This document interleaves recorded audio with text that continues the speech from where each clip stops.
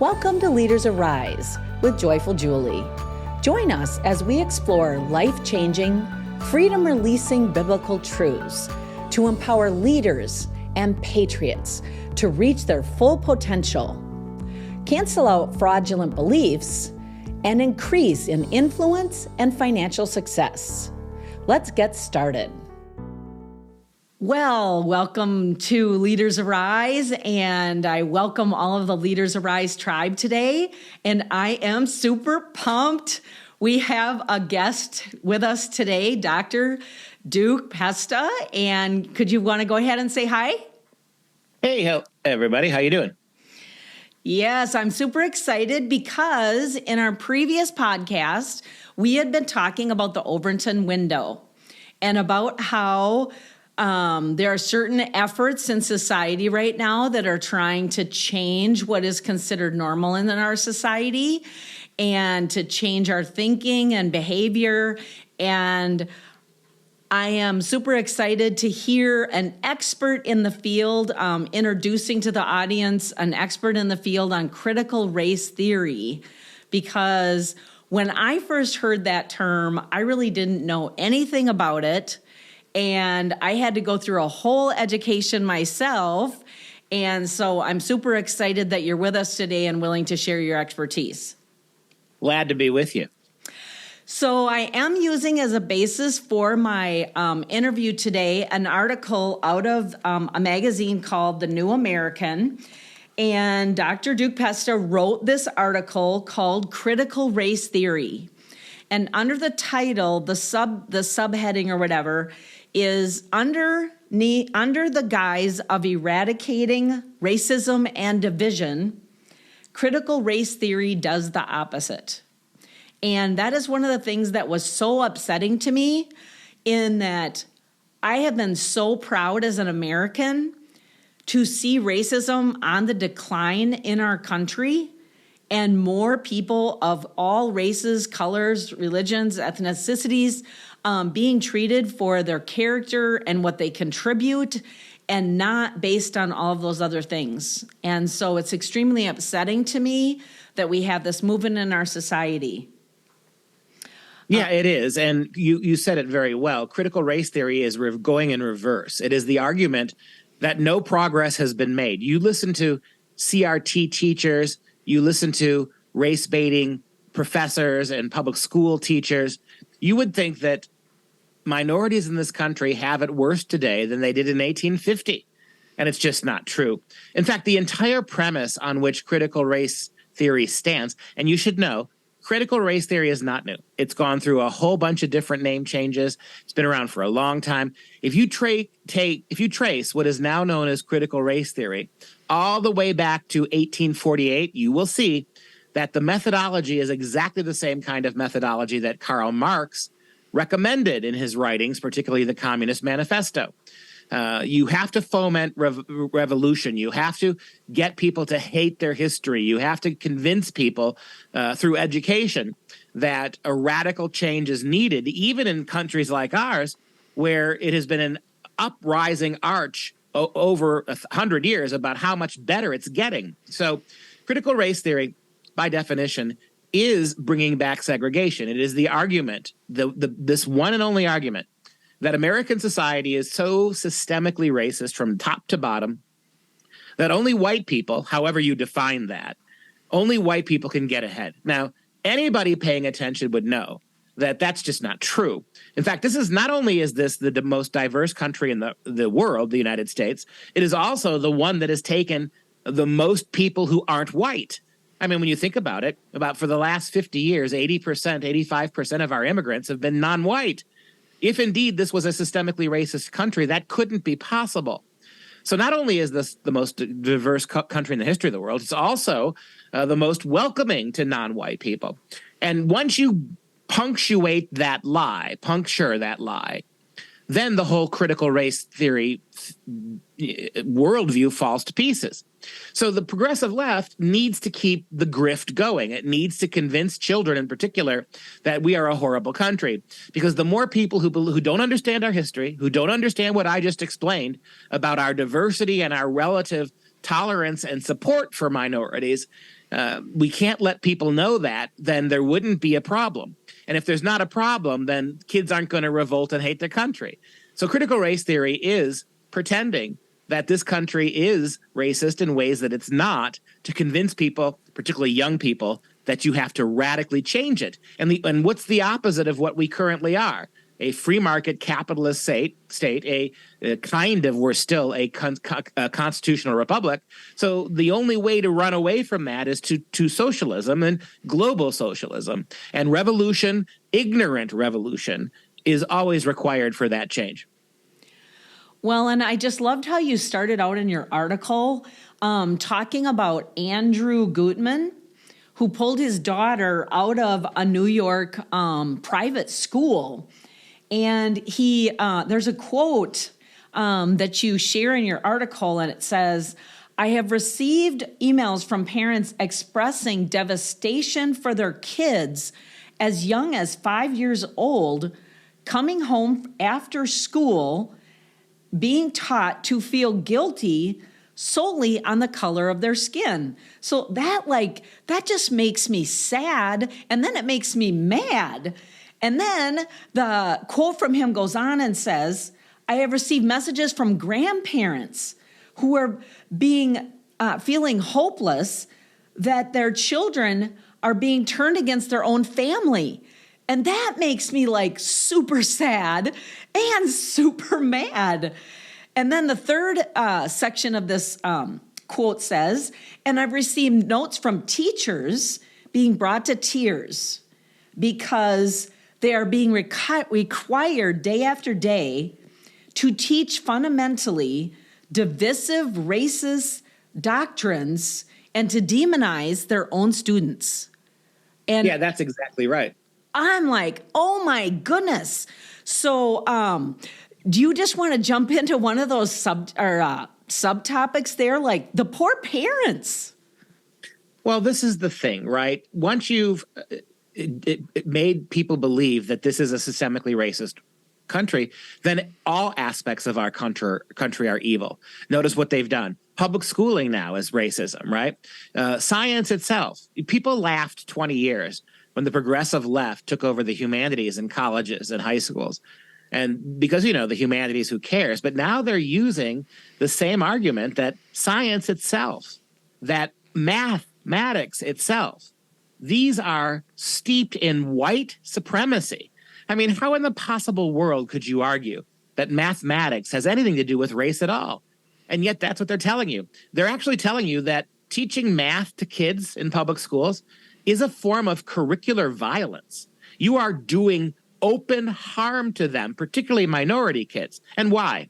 Well, inner city minority kids do less well on those tests than white kids, who do less well on those tests than Asian kids. So therefore, because black and brown skinned kids don't do as well, particularly in the inner city schools, therefore, by definition, it's racism, nothing else. There's a whole bunch of reasons why kids in the inner cities are struggling, but almost none of it has to do with racism. It's about discipline in the classroom. It's about having support at home. It's about seriousness of outlook and when it comes to education. It's about a whole bunch of things. In Wisconsin, where we live, you and I live, more money goes to the schools in Milwaukee than the rest of the state. So the inner city kids are getting more money than the rural kids are, and yet they're hopelessly behind. This has nothing to do with racism. It has everything to do with the assumptions and the behaviors of how we teach those kids. We don't want to hold them accountable. We don't want Obama told us that disciplining misbehaving kids was a form of racism. So guess what? Teachers are terrified to put kids in their place and make them force them to sit down and learn. So there's no learning going on. All that money is being sopped up by teachers' unions and all sorts of programs that have nothing to do with making kids more educated. And here's the dirty little secret. We've tried for 60 years to help the lowest performing kids, and we have not been able to do it. And remember, who's been in charge of education that whole time? The progressive left. Not conservatives, not right-wingers, not any middle-of-the-road people. The people over the last 60 years who've owned education are progressive leftists. Every nasty, stupid, ineffectual change they've made over the last 60 years has been done in the name of helping minorities. And yet, here we are 60 years later, minority kids are doing worse than ever with more money than ever, and no one's blaming the progressives. They're the ones who cannot and will not teach your kids. And so every time our kids' scores go down, they get more money from the state. We gave a record number amount of money to the public schools in Wisconsin, higher than ever before. And yet the achievement gap is higher than it's ever been. Don't destroy the country. Don't undermine liberty because of this. How about we try replacing liberal progressives as the ones who decide what happens in the schools? But that never dawns on anybody. Well, and I have a very unique perspective on this because for a while, I homeschooled my children, and it was probably one of the best seasons of my life. And then we ended up going into a private school. And it was a mission school where there was 1/3 of the kids were Caucasian white, 1/3 were African American Black students, and 1/3 were Mexican, brown-skinned children.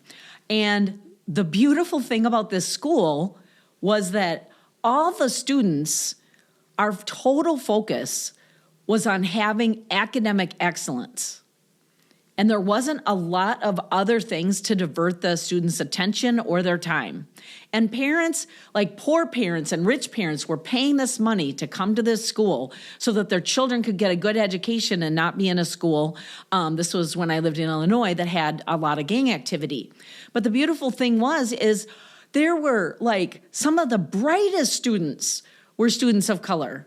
And they were competing with white students, which were the kids of the teachers. And it didn't matter what their skin color was. It didn't matter what their race was. What mattered was how hard they were working and how they were applying what they were being taught and how hard they worked at home with their parents.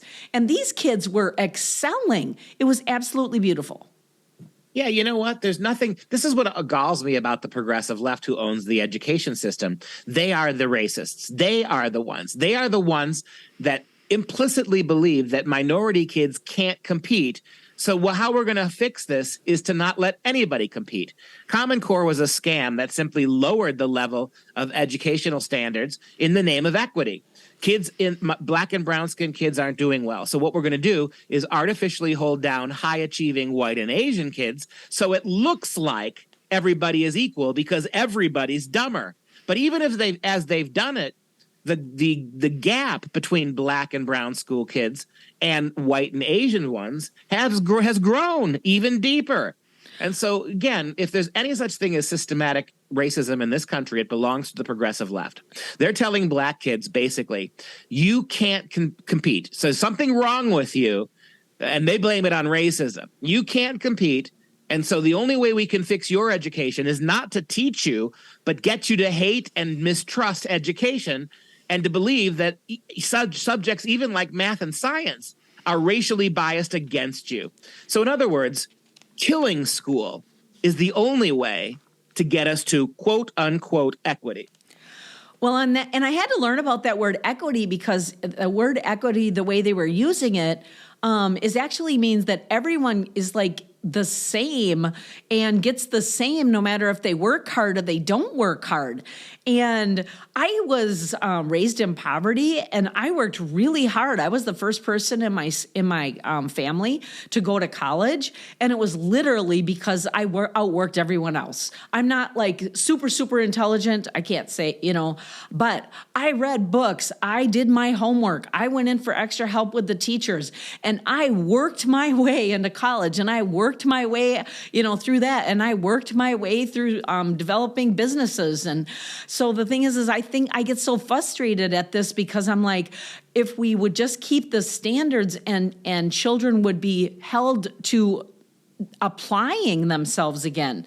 But I want to turn this a little bit. We talked about the parents and the division between the parents in this article. And the really sad part is that it is causing division between parents and children. But then also, when COVID came and we began to hear about critical race theory being taught, and we go to these school board meetings, and I was seeing really great teachers. Some of the best teachers in our school system were resigning. And there's another quote in your article here that talks about teachers. And it says, from the start, critical race theory targeted teachers because they found out that critical race theory could only be accomplished if teachers bought into the program completely and with zeal. Better to remove teachers altogether than to proceed without instructors who would not conform 100%. Yes, that's right. And so when Common Core hit about 13 years ago, the teachers, the really good teachers in the 50s and the 60s who had 5 or 10 years towards retirement, they just got out because they were not going to teach this new radical way that was really anti-education. And since then, since at least, I would say, not 15 years ago, the public education departments at colleges, the departments on colleges that teach the new generation of teachers have been radically downplaying academic achievement and instead teaching their teachers not about how to be good math and science teachers, but to be change agents in the schools. And by that, they've bought into all the critical race theory. They've bought into all of the systemical garbage. And what's so alarming is we've got a generation of young teachers now, 20, maybe 30 years and younger, who don't even know how to teach the way it used to be done. They don't know the first thing about classical education. They know the first thing about our history. All that they know is that their job as teachers is not education. It's about sociology. It's about radical change. It's about LGBTQ activism. Well, look, the word Common Core is not even being used anymore. What Common Core has morphed into is social emotional learning. This is sweeping the country. The purpose of the public schools and everything that they do is all under the aegis of social emotional learning. And ask yourself this question. Where do you hear reading, writing, and math when you hear social emotional learning? They care about sociology, and they care about manipulating your kids emotionally. This has nothing to do with education. I mean, these are teachers with a 4-year degree in education, a largely worthless major, by the way. These are kids with teachers with a 4-year degree in education whose only job, theoretically, is to make your kids literate and math able and all college ready. They couldn't do it. They can't do that. So they're using the time in the classroom, and they won't do it. So the time in the classroom is used spending on social emotional learning, sociology, LGBTQ, sociology, critical race theory, transgenderism. It's the same thing. That's the sociological part of sociological learning, SEL. Then you've got emotionalism, right? Where you're manipulating kids to become warriors for climate change, warriors against homophobia, war against bathrooms with girls and then other bathrooms with boys, turning kids into rebels with regards to free markets. This is what social emotional learning means. Just listen to the definition, the word social emotional. The focus of the American public schools and colleges is not education. It is now radical progressive social change. And I don't think most parents actually understand what's actually going on in the classrooms and what long-term effect this is going to have on their children.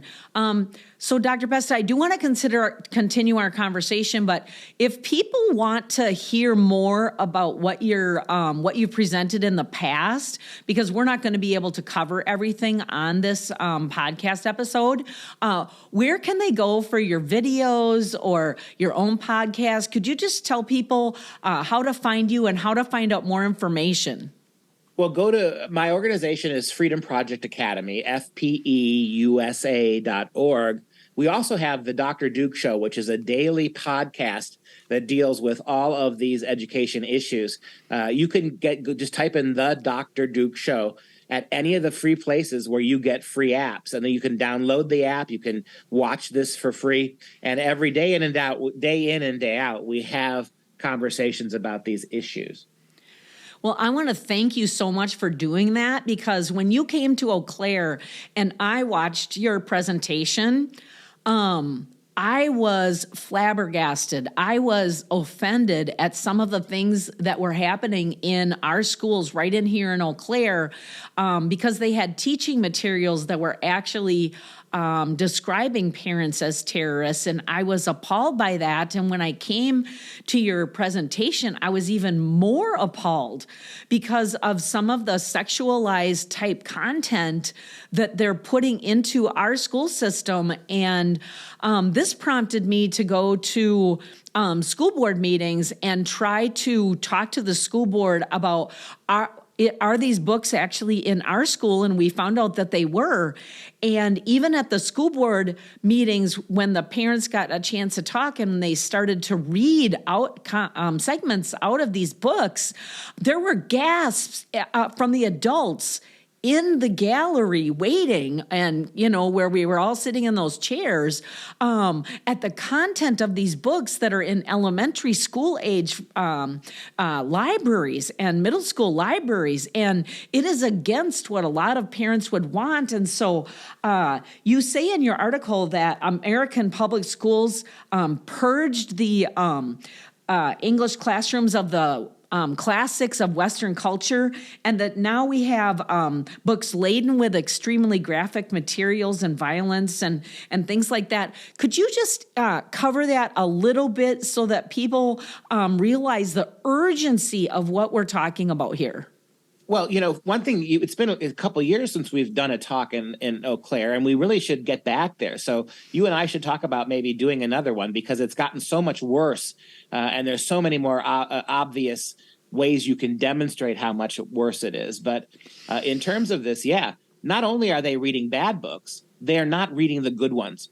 There's a school district in Ontario, Canada, who just removed all books from their public schools libraries, any book before 2008. So any book before 2008 was removed because equity.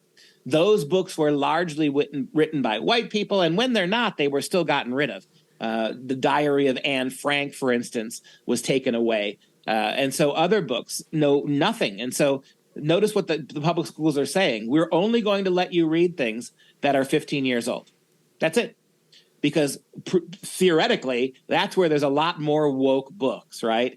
And so that's what the kids are reading. So yes, it's a double bind. Your kids, the great books have been taken away from your kids. The books that explain how we got better, how over hundreds of years or thousands of years, we created human rights and civil rights and the rights of all kinds of minority people. That's not part of this anymore.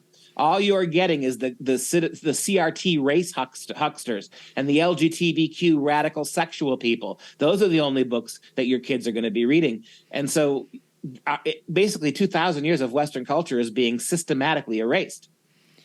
Well, and it's also erasing the Judeo-Christian value system that this country was founded on, and that many parents count on. They want their children to be moral, to not steal and to not lie and to respect other people. But also the dramatic sexual content that is in some of these books that are in the elementary school is just like, it's almost unbelievable what they're putting into not only the books that are in the library, but some of the situations, the test questions that are in some of the math tests and things. They really don't have anything to do with math, but the story problems are all integrated in with CRT concepts. And I was like, no, that can't be true. And then I actually looked at some of these tests and it is true. And I'm just like, it's just integrated into absolutely everything to truly turn our children into activists instead of actually learning, reading, writing, science, arithmetic. I'm just like, what do you think people need to be doing about this? Well, until it fixes, and I don't see who's going to fix it, because at the top, the Department of Education is not going to help you. All the state boards of education are liberal. Most school districts are as well. And yeah, maybe you can take over a school board, but all you can do then is remove bad books. You can't stop good, really worse books coming in. So the answer to this is you got to pull your kids out. I know that's a harsh answer and maybe drive away 80% of your audience who says, no way I'm going to do that. But there's no debating how bad the schools are. Your kids are not getting an education, and they are getting rhetoric and ideology from the radical left. And if your kids happen to be white, they are being called oppressors of all the other kids. So, yeah, I mean, where you think you're going to carve out an education for your kid in all of this doesn't make any sense.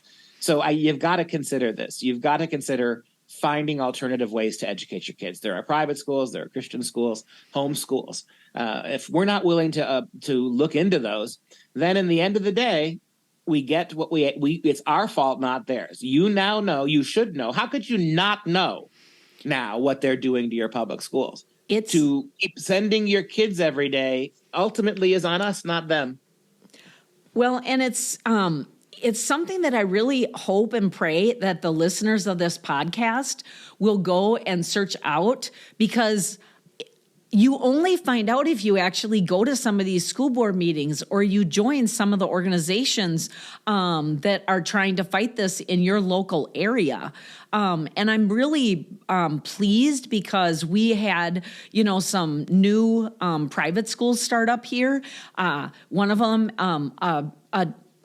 donor actually bought them a bigger facility, and they're trying to expand into that because the situation is so dire here in the Eau Claire area, in what they're trying to destroy the Judeo-Christian value system of these children, and they're not teaching them to read and write. The equipping side is so bad. The division in the family is just so bad.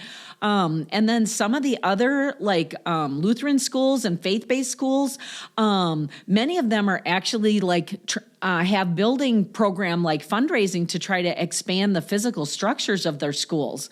And so in some ways, I don't want to leave all the public school students at the mercy, because approximately 70%, I believe, of children actually attend public schools.